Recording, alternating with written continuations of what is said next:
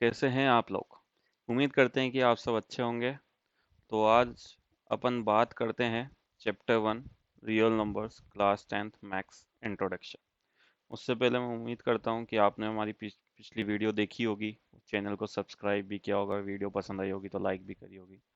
Subscribe करने से जैसे अब अपन नई नई वीडियोस डालते रहेंगे तो आपको नोटिफिकेशन से अपडेट आती रहेगी। तो स्टार्ट करते हैं चैप्टर 1 से इंट्रोडक्शन रियल नंबर। अपन इसको दो पार्ट में करेंगे क्योंकि अपने को पहले बेसिक कंसेप्ट स्ट्रॉन्ग होना ज़रूरी है, तो ये अपन आगे अच्छे से समझ पाएंगे थ्योरम्स जो भी है, यूक्लिड थ्योरम्स एंड ऑल। तो अपन स्टार्ट करते हैं सबसे पहले नेचुरल नंबर से। नेचुरल नंबर्स क्या होते हैं ये मेरे को पता है, आप सबको पता होंगे, बहुतों को पता होंगे और बहुतों को नहीं पता होंगे। तो अपन आज क्या रिमाइंड कर लेंगे क्योंकि ये चीज़ अपन पहले पढ़ चुके हैं। ठीक है। तो नेचुरल नंबर्स क्या होते हैं बताओ। नेचुरल नंबर्स वो होते हैं कि नॉर्मली जो नंबर्स होते हैं अपने काउंटिंग होते हैं 1 2 3 4 5 6 7 8 9 10 एंड सो ऑन। जो भी नंबर वन से इसका स्टार्टिंग पॉइंट होता है 1। ओके। अगर ये 1 से स्टार्ट है तो ये नेचुरल नंबर है। अगर ठीक है, होल नंबर। और होल नंबर क्या होते हैं, वो 0 से स्टार्ट होते हैं। बट ठीक है, 0 along with all natural number. अगर कभी कोई पूछा जाए how we can make the whole number natural number to the whole number, और how whole number is the part of the natural number, तो अपन कह सकते हैं कि नेचुरल नंबर को होल नंबर बनाने के लिए अपने को स्टार्टिंग केवल 0 से करनी होगी। और अगर और we can say that all natural number is the whole number, but all whole number is not the natural number. समझ गए कैसे? क्योंकि होल नंबर में क्या होता है, जीरो, जीरो नेचुरल नंबर नहीं होता है। ठीक है। तो इसलिए अगला पॉइंट होता है इंटीजर्स का। ठीक है। अब इंटीजर्स में जाएं, एक सेकेंड। ठीक है। हाँ, इंटीजर्स। इंटीजर्स क्या होते हैं, जो भी नेगेटिव नंबर, पॉजिटिव नंबर और जीरो, सब इंटीजर्स है। जैसे -3, -2, -1, -7, -6, 5, 4, 3, 2, 1, -1 प्लस जीरो से सब इंटीजर्स है। ठीक है। तो अपने को तीनों समझ आया, नेचुरल नंबर, होल नंबर और इंटीजर्स। नेक्स्ट आता है real numbers. All rational and irrational numbers are called real numbers. अब आप लोग सोच रहे होंगे अब ये रेशनल इरेशनल नंबर क्या होता है। मुझे पता है बहुतों को पता है, बहुतों को नहीं पता है, बहुत लोगों को। तो अपन क्या करते हैं, अपन ये समझाते हैं पहले रेशनल नंबर क्या होता है, इरेशनल नंबर क्या होता है, उसके बाद अपन वापस रियल नंबर पाते हैं। ठीक है। तो रैशनल नंबर क्या होता है, अपन फॉर एग्जांपल यहाँ पे रेशनल नंबर को डिनोट कर लेते हैं क्यू से। जैसे अपन नेचुरल नंबर में डिनोट किया है एन, होल नंबर में डब्लू। इसे सिंबल, अपन सिंबल कह सकते हैं जिससे कि अपन आगे दिक्कत ना हो, कंफ्यूजन ना हो। इंटीजर्स को आई मान लिया है और रियल नंबर्स को आर। ठीक है। वैसे ही रेशनल नंबर्स में अपन क्यू मान लेते हैं और इरेशनल नंबर को अपन क्यू डैश या यानी कुछ भी अपने हिसाब से, कन्वीनियंट के हिसाब से हम मान सकते हैं। तो अब आते हैं रेशनल नंबर। अब रेशनल नंबर क्या है, rational number is a number that is the form of p by q where p and q are integers and q is not equals to 0। ये तो हो गई बुक की डेफिनेशन। ठीक है। ये अपन पूरी बुक की डेफिनेशन एक बार पढ़ लेते हैं, तो फिर अपने को वापस समझाऊंगा तो अपने को अच्छे से समझ आएगा। और any fraction with non zero denominator is a rational number. ठीक है। तो ये क्या बोल रहा है, जो भी नंबर होगा वो p बाई क्यू, मतलब 1/2, 1/3, अपन बोलते हैं ना हाफ, 1/2, 1/3, 1/3 एंड सो ऑन। ये सब क्या होता है, रेशनल नंबर। वन हो गया इसमें, 1/2 में क्या हो गया, वन हो गया p, और टू क्या हो गया, q। ये दोनों क्या है, इंटीजर है, राइट। इंटीजर की अपन अभी डेफिनेशन पढ़ी, all numbers from -2 plus all number are the integers. ठीक है। तो अपन इसको एक और पार्ट में देख सकते हैं, और any fraction with non zero denominators is a rational number. मतलब रेशनल नंबर के अंदर सब नंबर रेशनल नंबर होंगे, एक्सेप्ट कि जो डिनोमिनेटर है इस फॉर्म के अंदर मतलब कि q की वैल्यू कभी भी जीरो नहीं होगी। ठीक है। अगर ये जीरो हो जाता है तो वो रेशनल नंबर नहीं होगा। ठीक है। एग्जाम्पल देखो, जैसे 1/3, 2/4, 1/5, 9/3। अब आप सोच रहे होंगे 9/3 को तो अपन काट सकते हैं, 3/1 बना सकते हैं, राइट। 2/4 को 1/2 कर सकते हैं क्योंकि कैंसिल हो रहा है ना, टू की टेबल में 2/4 में 2 1 जा 2, 2 2 जा 4। और 9/3 को 3 3 जा 9, 3 1 जा 3, तो 3/1 सकते हैं। बट इसमें डिनोमिनेटर क्या आ रहा है, 1 आ रहा है, करेक्ट। इसलिए देखो -6/1, 1 की जरूरत नहीं, नहीं लिखे तो भी चलता है, बट क्या है, रेशनल नंबर है तो इसका स्टैंडर्ड फॉर्म है p/q, तो अपने को एनी हाउ 1 रखना पड़ेगा, तो वो हो गया रेशनल नंबर। ठीक है, ऐसे ही सारे रेशनल नंबर होते हैं। इतना समझ आया? हाँ, इरेशनल नंबर।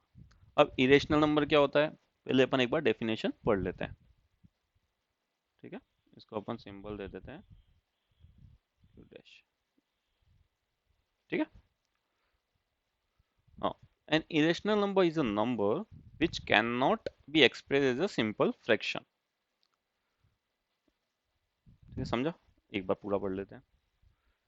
और मतलब कि उसको छोटे छोटे टुकड़ों में नहीं बांटा जा सकता है, जो कि इरेशनल नंबर है।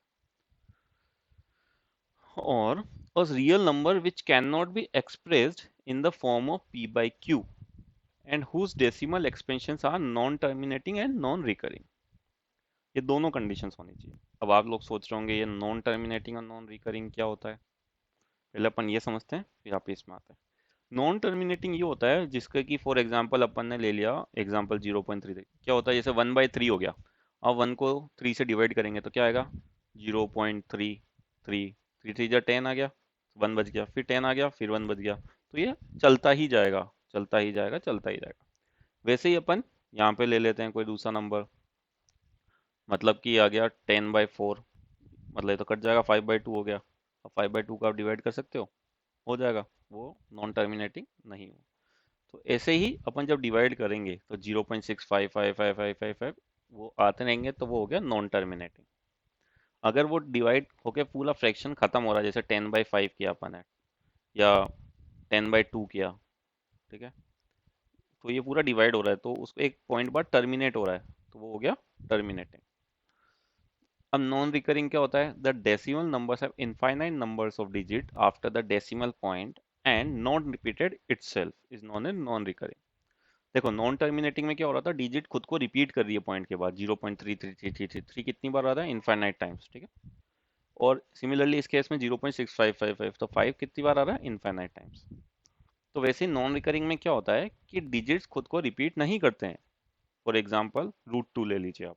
ठीक है, √2 में क्या हुआ, 1.41421356 ऑन सो ऑन। देखो आप देख सकते हो कि कोई भी डिजिट रिपीट नहीं कर रही, मतलब कि सेम टाइम बाद, जैसे 4 1 तो 4 2 आया है, वापिस सेम नंबर नहीं आया है। 4 के बाद 4 नहीं आया है, 1 के बाद 4 आया है, 4 के बाद 2 आया है, तो कोई भी डिजिट रिपीट नहीं हो रही है। जैसे आप इधर देख सकते हो 0.3, इधर देखो ये रिपीट कर रही है, इधर नहीं कर रही है √2 के अंदर, तो ये हो गया नॉन रिकरिंग। जैसे सेम एग्जांपल एक ऐसा भी ले लो, आप बोल रहे हो यहाँ तो वही जीरो से रिपीट कर रहा है, बट इनकी प्लेस वैल्यू देखो आप, जीरो के बाद एक बार वन आया, एक जीरो के बाद, सिमिलरली यहाँ दो जीरो के बाद वन आया, सेम एक जीरो के बाद वन नहीं आया। जैसे यहाँ 3 जीरो के बाद वन आया, यहाँ 4 जीरो का, तो सेम प्लेस वैल्यू नहीं है किसी की भी। प्लेस वैल्यू क्या होता है, प्लेस वैल्यू होती है इस जगह, कौन सी जगह पे डिजिट आया है इसकी। ठीक है, तो यहाँ पे डिजिट आया है एक के बाद, मतलब 1 0 के बाद 1 आया। ठीक है, इसकी प्लेस वैल्यू हो गई, अपन यहाँ से चालू करते हैं तो 1 2 3 थर्ड पे आया है। यहाँ पे देखे 1, इस 1 के बाद कब आया, 1 2 3 फोर्थ पे आया है, तो सेम प्लेस वैल्यू नहीं है। सिमिलरली √3 के अंदर भी यही केस है। ठीक, except these all are the non recurring. तो समझा? अब आते हैं इरेशनल। अब इरेशनल नंबर में क्या होता है, an irrational number is a number which can not be express as a simple fraction.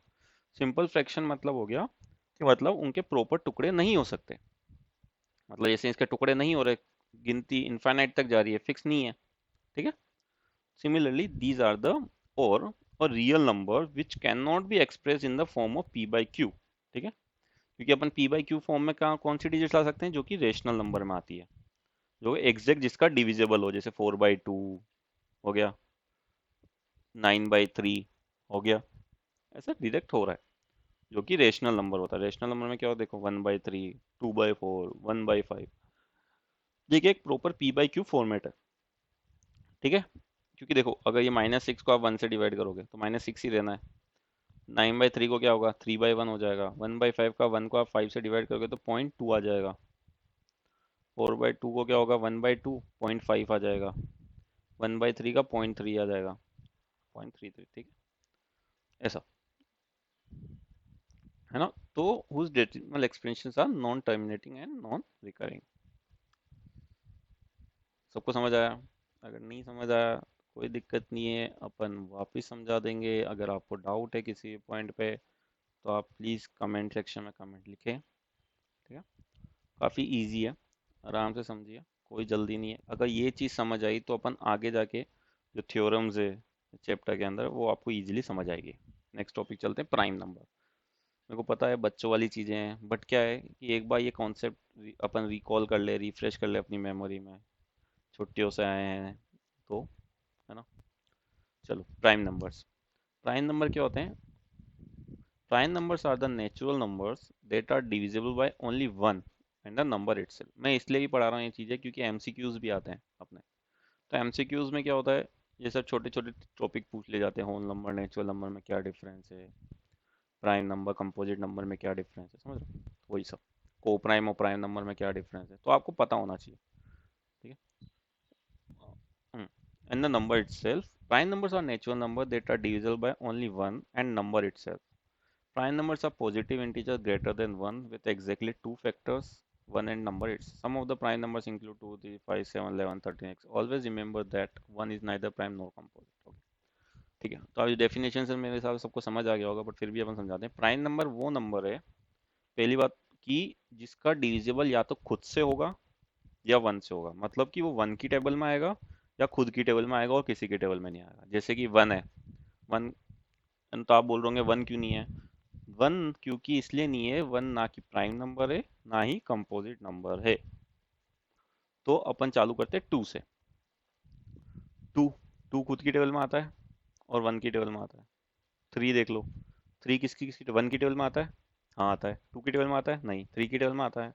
तो उससे बड़ी में तो वैसे भी नहीं आ सकता, तो ये किस में आया? वन, खुद वन की टेबल में और खुद की टेबल में, थ्री में। सिमिलरली फोर देखते हैं अब, चलो। फोर हुआ, वन की टेबल में आता है? हाँ आता है। टू की टेबल में आता है? हाँ आता है। तो वो प्राइम नहीं हुआ, समझ रहे हो। और फाइव हुआ, वन की टेबल में आता है? हाँ आता है। फाइव की टेबल में आता है? हाँ आता है। करेक्ट। उसके अलावा किसी में आता है? नहीं। तो अपने जो जो नंबर्स खुद की टेबल में आते हैं और वन की टेबल में आते हैं वही प्राइम नंबर्स होते हैं। इतना से याद रखना है बस अपने को।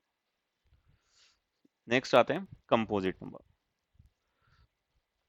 हाँ, तो कंपोजिट नंबर क्या होता है? द नेचुरल नंबर्स, जो प्राइम नंबर नहीं होते वो कंपोजिट होते हैं, ऐसा कह सकते हो, राइट। तो अपन देखते हैं, the natural numbers which are divided by one itself and any other number or numbers are called composite number। मतलब कि जो कंपोजिट नंबर क्या है, वन की टेबल में भी आएंगे, खुद की टेबल में भी आएंगे और किसी और की टेबल में भी आएंगे। जैसे प्राइम नंबर क्या था, वन की टेबल में आते हैं और खुद की टेबल में आते हैं, बट किसी और की टेबल में नहीं आते। बट कंपोजिट नंबर किसी और की टेबल में भी आएंगे। जैसे कि अपना एग्जांपल था, वन वन की टेबल में आता है और खुद की टेबल में आता है। टू, टू वन की टेबल में आता है और टू की टेबल में ही आता है और किसी में नहीं आता, तो वो प्राइम नंबर। थ्री भी prime number. But four, four one की टेबल में भी आता है, फोर खुद की टेबल में भी आता है फोर में, और टू की टेबल में भी आता है फोर। टू टू जा फोर, तो इसलिए वो क्या हुआ? Composite number. Similarly six, eight, nine, ten, etcetera, these are the these all are the composite numbers। ठीक है, अब आते हैं नेक्स्ट को प्राइम नंबर। अभी तक समझ आया सबको? तो बच्चों अब आगे बढ़ते हैं अपन को प्राइम नंबर। अब coprime numbers are those numbers that have only one common factor, namely one. अब को प्राइम नंबर क्या होते हैं कि इसके अंदर अपने को कंपैरिजन कर सकते हैं। मतलब कि दो नंबर ले लिए प्राइम नंबर, जैसे कि फाइव और कंपोजिट, एक वन, फाइव ले लिया प्राइम नंबर, एक कंपोजिट नंबर ले लो नाइन। ठीक है, अपन ने फाइव के फैक्टर किए। फाइव किसकी किस फैक्टर्स बोले तो किस किस की टेबल में आते हैं? वन की टेबल में आता है और, यस करेक्ट, फाइव की टेबल में आता है। सिमिलरली नाइन किसकी किसकी टेबल में आता है? वन की टेबल में आता है, थ्री की टेबल में आता है, नाइन की टेबल में आता है। तो अपन ने इसमें देखेंगे तो इन दोनों में कॉमन क्या है? Table one. Correct, one common है ना दोनों में? यस। तो only factor that is common to both five and nine is one. तो one is the coprime number for the factor five and nine. समझा? Okay, yeah. तो उम्मीद करता हूँ अभी तक अपने सब कंपोजिट नंबर, प्राइम नंबर, तो अब क्या था? Real number. रियल नंबर क्या थे? All rational and irrational numbers are the real number. Rational number अपन ने पढ़ लिया, प्रॉपर फॉर्म में होते हैं, one by three, one two by four, one by five, P by Q form में। और इंटीजर्स होते हैं पी और क्यू। और इंटीजर क्या होता है, -3 से +3 तक कुछ भी हो सकता है, ठीक है। और डेसिमल कभी भी जीरो नहीं होगा, डिनोमिनेटर नॉट डेसिमल, डिनोमिनेटर कभी भी जीरो नहीं होगा रेशनल नंबर में, ठीक है, वो रेशनल नंबर हो गया। और इरेशनल नंबर तो आप पढ़ ही चुके हैं, जिसका अपोजिट है, जिसमें non recurring and non terminating होता है। नॉन टर्मिनेटिंग और नॉन रिकरिंग अपन पढ़ चुके हैं कि नॉन टर्मिनेटिंग जिसका कोई एंड नहीं है डिवाइड होने पे, और नॉन रिकरिंग मतलब सेम को खुद को रिपीट नहीं करता है सेम प्लेस वैल्यू पे after decimal value. Similarly prime number हुआ। अब प्राइम नंबर में अपन पढ़ लिया वो खुद की टेबल में आता है या फिर वन की टेबल में आता है। कंपोजिट नंबर क्या है, वो वन की टेबल में भी आता है, खुद की टेबल में भी आता है, और दूसरे किसी और की टेबल में भी आता है, ठीक है। और वन क्या है, वन हमेशा याद रखना वो ना कि वो प्राइम है ना ही वो कंपोजिट है। ये एमसीक्यूज में पूछा जा सकता है कि वन क्या ऐसा कोई नंबर है जो कि ना कि प्राइम है ना ही कंपोजिट है, तो उसमें याद रखना वन है ऐसा नंबर है जो कि ना ही प्राइम है ना ही कंपोजिट है। को प्राइम नंबर्स, को प्राइम नंबर्स में क्या है, दोनों नंबर्स में जो कॉमन नंबर होता है फैक्टर्स में किसी भी दो वैल्यू का, तो वो को प्राइम नंबर होता है। जैसे कि 5 और 9 में वन कॉमन था, ठीक है। नेक्स्ट, तो अपन आते हैं अब, तो बच्चों तो अब आते हैं, हम चालू करते हैं यूक्लिड डिवीजन लीमा थ्योरम। अपन सारी थ्योरम पढ़ेंगे एक एक करके, एक दो थ्योरम, थोड़ी थ्योरम आज पढ़ेंगे, थोड़ी थ्योरम अपने नेक्स्ट पार्ट में पढ़ेंगे। इससे क्या होगा, आपको रिवीजन करने का भी टाइम मिलेगा, और आपको डाउट्स है तो आप प्लीज़ कमेंट सेक्शन में डाउट्स डालिए, प्रैक्टिस करिए क्वेश्चंस की खुद से। अपन भी करेंगे अपने चैनल्स पे, बट अभी तक जितना पढ़ाया है उसको अच्छे से समझिए, कुछ भी हो तो ज़रूर बोलिए, ठीक है। तो अपन देखते हैं गिवन यूक्लिड डिवीजन लीमा का स्टेटमेंट क्या है। Given positive integers A and B, there exist unique integers Q and R satisfying, ठीक है, ये स्टेटमेंट हो गया। तो इसकी फॉर्मेट क्या है, A equals to B Q plus R. अब आपको ये नया नया लग रहा होगा, और ठीक है, और आर की वैल्यू किसके बिलोंग करेगी, जीरो के बराबर हो सकती है, और जीरो के बराबर हो सकती है और आर से छोटी होनी चाहिए, और आर की वैल्यू बी से छोटी होगी, ठीक है।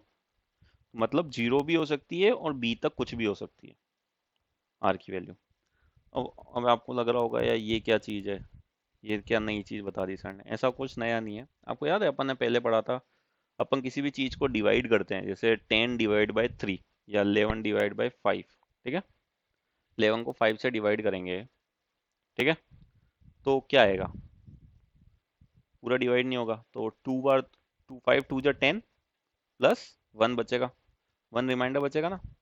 तो अब इसमें देखो, बी क्यू, बी हो गया डिवीजर, क्यू हो गया क्वेश्चन, आर हो गया रिमाइंडर, और ए हो गया डिविडेंट, ऐसा मान लेते हैं अपन। तो अपने को समझ आया चीज़ है। तो मतलब अगर मैंने 11 को 5 से डिवाइड किया, तो 5 की टेबल में 2 बार आया, प्लस वन, वन रिमाइंडर बच गया, तो आर की वैल्यू हो गई 1, क्यू की वैल्यू हो गई 2, बी की वैल्यू हो गई 5, और ए की वैल्यू हो गई 11। बस इतना सही था यूक्लिड डिवीजन लेमा में, तो ज़्यादा कोई टेंशन लेने की बात नहीं है, एकदम इजी सा है, ठीक है। नेक्स्ट आते हैं एग्जाम्पल में, देखो, ठीक है। और आपने ये भी पढ़ा होगा, अपन को इस एस सी एफ एलसीएम भी पढ़े हुए हैं, highest common factor least common method, ये तो सबको पता है, ठीक है। तो अपन इस मेथड से, थ्योरम से कैसे हाईएस्ट एस सी एफ निकाल सकते हैं, ये भी अपन अभी देखेंगे आगे, ठीक है। आइए एग्जाम्पल, फॉर एग्जाम्पल ले लिया अपन को 980 को 78 से डिवाइड करना है, ठीक है। तो 78 की टेबल में 980 कितनी बार आता है, 12 बार। देखो 78 डिवाइड बाय 98 क्या हुआ, 1, तो क्या बचा 200, 200 को 2 बार डिवाइड किया 78 को, तो क्या बच गया 44, 44 हो गया रिमाइंडर, 12 बार में 980 टाइम्स मल्टीप्लाई होगा, पर उसके बाद 44 रिमाइंडर बच जाएगा। तो आपको याद है अपन ने अभी फॉर्मेट देखा था, A equals to B Q plus R, ये था ना, A equals to B Q plus R, और आर की हमेशा बी से छोटा होगा या जीरो होगा। इधर आर की वैल्यू क्या है 44, और बी की वैल्यू क्या है 78, ठीक है। तो छोटा है, कंडीशन ट्रू हो रही है, अपन ने लिख दिया A equals to 980, B equals to 78, Q equals to 12 and R equals to 41। इससे क्या आपको कंपैरिजन करने में इजी रहे, ठीक है।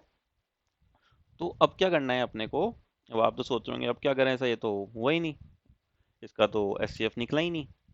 अपने को कुछ नहीं करना, अपने को जो यहाँ पे अपना डिवीजर था, जैसे 5 डिवीजर है यहाँ, ठीक है, तो यहाँ पे 78 डिवीजर है, उसको तब तक अपने को डिवाइड करना है नेक्स्ट टर्म से, जब तक कि या तो रिमाइंडर जीरो नहीं आ जाए या वन नहीं आ जाए। ठीक है। अब देखो, अपन ने 78 यहाँ आ गया, अब बी की वैल्यू को यहाँ रख दिया 78, जो डिवीजर था उसको यहाँ डिविडेंड की जगह रख दिया, जो रिमाइंडर था उसको डिवीजर की जगह रख दिया। तो अब 44 की टेबल में 78 कितनी बार आता है, सॉरी, वन बार, क्योंकि नहीं आता अपन को डिवाइड करना है, तो क्या बचेगा 34 रिमाइंडर। 44 इंटू वन प्लस 34 कितना हुआ, 78 होता है, करेक्ट। तो ये हो गया।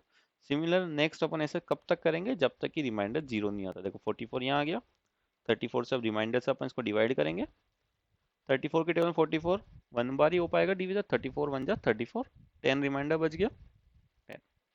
अब 34 को अपन ने डिवाइड में डाल दिया और 10 को डिवीजर, तो 10 की टेबल में 3 बार 30 होता है, 10 3 जा 34 रिमाइंडर बच गया, 10 इधर आ गया, 4 इस साइड आ गया।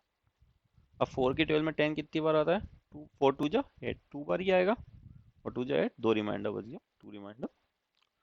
अब 4 अपन इधर रखा, ये वाला 4 इधर आ गया और ये वाला 2 इधर आ गया। ये कंफ्यूज मत होना यहाँ पे कि अपन ने ये वाला 2 रखा, नहीं नहीं, ये वाला 2 है, ठीक है। अब 2 की टेबल में 4 कितनी बार आता है, 2 बार, और प्लस रिमाइंडर कुछ नहीं बचा, तो रिमाइंडर हो गया 0। समझ आया यहाँ तक। तो रिमाइंडर जीरो हो गया, तो अपन अब आगे डिवाइड तो नहीं कर सकते ना, टू इधर रख के, टू को किस रिमाइंडर से डिवाइड करना होता है, जीरो से डिवाइड हो नहीं सकता, करेक्ट। तो अपने को इसलिए रिमाइंडर जीरो तक यहीं तक छोड़ देते हैं अपन। तो अब क्या हो गया, अपन ने देखा कि रिमाइंडर जीरो है, तो इसके आगे फर्दर प्रोसीड करना पॉसिबल नहीं है। तो एचसीएफ क्या होता है, HCF is the divisor left in the last step. Sorry. तो अपन क्या कंक्लूड करते हैं, तो लास्ट स्टेप में डिवीजर क्या था, two, correct, two is the divisor. तो अपन ने टू डिवीजर रखाया, इसके बाद अपन ने रख दिया two is the divisor, as we see that the remainder has become zero, therefore proceeding further is not possible. जैसा कि मैंने बोला, इसके अपन आगे डिवाइड नहीं कर सकते। Has the HCF is the divisor, B left in the last step, B क्या है, टू है, जो कि डिवीजर है। We can conclude that HCF for 980 and 78 is 2। तो अपन ने क्या कंक्लूड किया, 980 और 78 का एचसीएफ क्या हुआ, 2 ही हुआ ना। ये अपने लास्ट स्टेप में अपने को पता पड़ गया। तो अपने को इस एचसीएफ ही निकालना था, हाईएस्ट कॉमन फैक्टर, कि भाई इन दोनों में हाईएस्ट एचसीएफ क्या है, इन दोनों का 980 का और 78 का। Okay? समझ आया सबको। आप खुद से प्रैक्टिस करेंगे तो और अच्छे से समझ आएगा। एग्जाम्पल कोई आप खुद से लिख के रखो, आप सेम एग्जाम्पल ही प्रैक्टिस करो, तो आप करेंगे तो आपको समझ आएगा। एक एक स्टेप्स के मार्क्स होते हैं 10th बोर्ड में, हमेशा ध्यान रखिए। अगर आपको थ्योरम याद है, थ्योरम का स्टेटमेंट दीजिए, A equals to B Q plus R लिखिए, जीरो कंडीशन लगाइए, क्या कंडीशन पास होनी चाहिए आर की वैल्यू की, ठीक है। फिर उसके बाद अपन ये वैल्यू लिखिए, और अगर एग्जाम्पल आया सीधा, तो इधर आप स्टेटमेंट पास कर सकते हैं कि through the Euclid division lemma, here we are A equals to 980, B 78, Q 12, और ये वाला स्टेटमेंट लिख दीजिए, A equals to B Q plus R. तो अपन स्टेप बाय स्टेप मार्क्स भी देखेंगे, 10th बोर्ड का भी अपन स्टेप्स कवर करेंगे, और अभी से अपन प्रैक्टिस करेंगे, तो अगर स्टेप्स बाय स्टेप्स लिखेंगे तो आगे अपने को मार्क्स अचीव अच्छे हो पाएंगे, ठीक है। नेक्स्ट आइए, थ्योरम 1.2, फंडामेंटल थ्योरम अरिथमेटिक। जल्दी जल्दी तो नहीं हो रहा, थोड़ा ही है, अपन थोड़े थोड़े पार्ट में करेंगे, क्योंकि अगर मैं इनके थोड़े थोड़े ज़्यादा पार्ट्स भी बनाऊंगा अगर पर्टिकुलर टॉपिक का भी, बट अभी अपने को सब चीज़ें समझनी है, एक बार रिवीजन के लिए ज़रूरी है, बट बाद में जब छोटे छोटे टॉपिक्स के डाउट्स होंगे अपन उसके भी वीडियोस बनाएंगे, और डाउट्स होंगे तो अगर आप लोग चाहेंगे तो आप कमेंट सेक्शन में लिख दीजिएगा। A fundamental theorem of arithmetic. A fundamental theorem of arithmetic says that every composite number can be factorized as a product of prime, and this factorization is unique except for the order in which the prime factors occur. और आप लोग सोच रहे होंगे ऐसा इतना लंबा chapter है, ऐसा नहीं है, क्योंकि अपने को हर चैप्टर एकदम इजी चैप्टर है, और अपने को मार्क्स स्कोर करने हैं, एक बार चीज समझ आ गई अपने को, अच्छे से समझिए चैप्टर को, अच्छी चीज को समझिए, एक बार समझ गए तो आपको बार बार चीजों को देखना नहीं पड़ेगा। बस रिवीज प्रैक्टिस करेंगे, बोलेंगे एकदम से, हाँ ऐसा समझाया था अपने को सर ने। ठीक है। तो फंडामेंटल थ्योरम अरिथमेटिक क्या कहती है, इसका स्टेटमेंट है, every composite number can be factorized as a product of prime and this factorization is unique except for the order in which the prime factors occur. तो मतलब ये कह रहा है कि हर नंबर, कंपोजिट नंबर का फैक्टराइज करते हैं तो प्राइम का प्रोडक्ट होता है, और वो प्रोडक्ट यूनिक होता है, फैक्टर यूनिक होता है, एक्सेप्ट कि आप उसमें एक चीज देखें कि प्राइम फैक्टर का सीक्वेंस कुछ भी हो सकता है। जैसे मान लो कि टू पहले आ गया, थ्री पहले आ गया, फिर टू से डिवाइड हुआ, या पहले टू से डिवाइड हुआ फिर थ्री से हुआ, सोट ऑन। एग्जाम्पल देते हैं। फॉर एग्जाम्पल देखिए, टेन को अपन ने किससे डिवाइड किया, टू से, टू फाइव जा टेन, टेन का फैक्टर हो गया। अब 32760 का फैक्टर करना है तो टू, फिर टू, फिर टू की टेबल से डिवाइड करके, यहाँ तक टू की टेबल से डिवाइड हो रहा है, फिर थ्री की, फिर फाइव की, सेवन की, फिर 13 की, ये होल डिविजिबल है। और ये एग्जांपल अपन ने इसलिए लिया है क्योंकि 32760 वाला एग्जांपल आपके एनसीईआरटी बुक में है। ठीक है। तो आप इससे कंपेयर भी कर पाएंगे, तो आपको चीज़ समझेगी। ठीक है। चलिए, समझ आया यहाँ तक थ्योरम का, कोई भी डाउट? ओके। थ्योरम 1.3, जल्दी तो नहीं हो रहा? नहीं। ठीक है। Let p be a prime number if p divides a square then p divides a where a is a positive integer। मतलब कि एग्जाम्पल, फॉर एग्जाम्पल अपन सोच लेते हैं कि एक p है जो एक प्राइम नंबर है।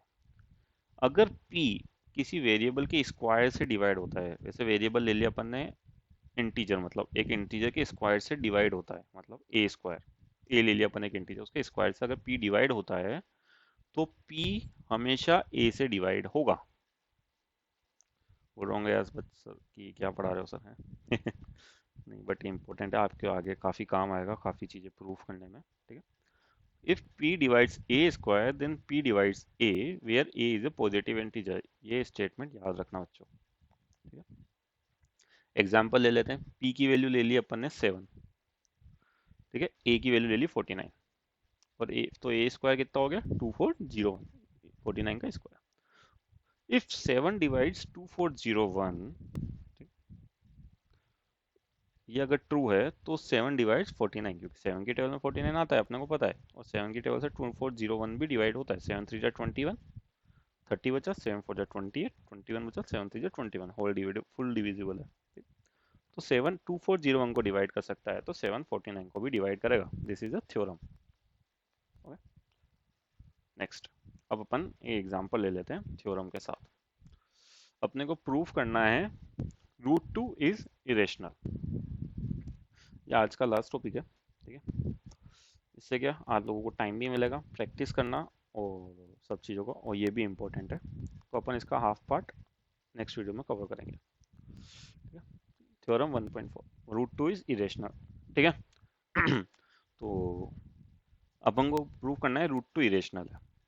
तो सबसे पहले क्या होता है, अपन लाइफ में क्या करते हैं, रियल लाइफ सिनेरियोज देखते हैं। अगर आपको किसी को कुछ प्रूव करना होता है कि नहीं आप सही हो ये गलत है, नहीं आप सही हो वो गलत है, तो अपन क्या बोलते हैं कभी कभी, हाँ तू ठीक है मैं गलत हूँ। तो क्या होता है, वो फंस जाता है एकदम से, right.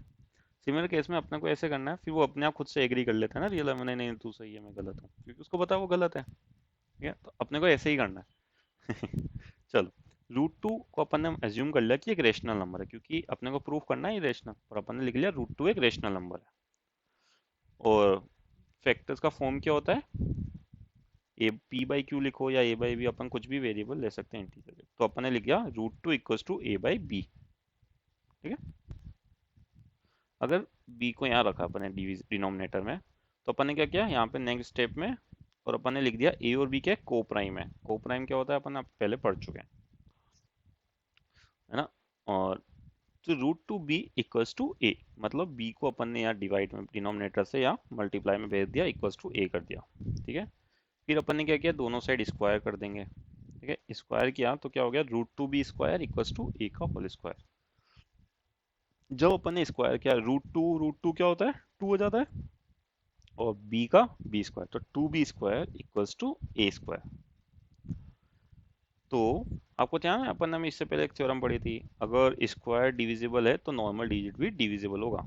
If two is divisible by A square, देख रहे हो, therefore two is also divisible by A. तो अपन ठीक है, ये थ्योरम थी ना, करेक्ट। हाँ, तो अपन ने इसको पॉइंट नंबर दे दिया 1।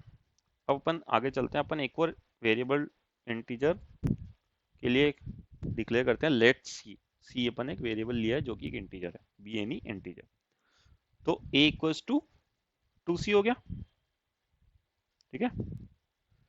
तो because to is divisible by A, so we can multiply any integer with 2,